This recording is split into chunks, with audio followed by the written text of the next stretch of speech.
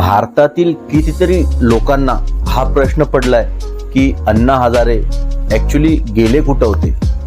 आणि म्हणजे अशी कोणती कुंभकर्णाची झोप होती त्यांची की ते आतापर्यंत झोपलेले होते.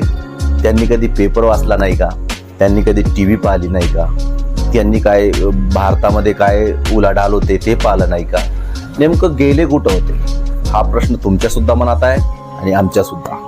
तर बघूया त्यांचं म्हणणं काय आहे आणि तुम्हाला काय वाटतं ते कुठं गेले होते आणि आता अचानक कशी काय जाग आली. तर तुम्ही हा व्हिडिओ बघा आणि तुमची प्रतिक्रिया अवश्य.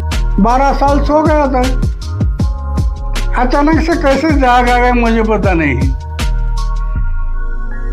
मैं तो किसी पक्ष पार्टी के बारे में कभी बोलता नहीं. मेरा वो इरादा नहीं है.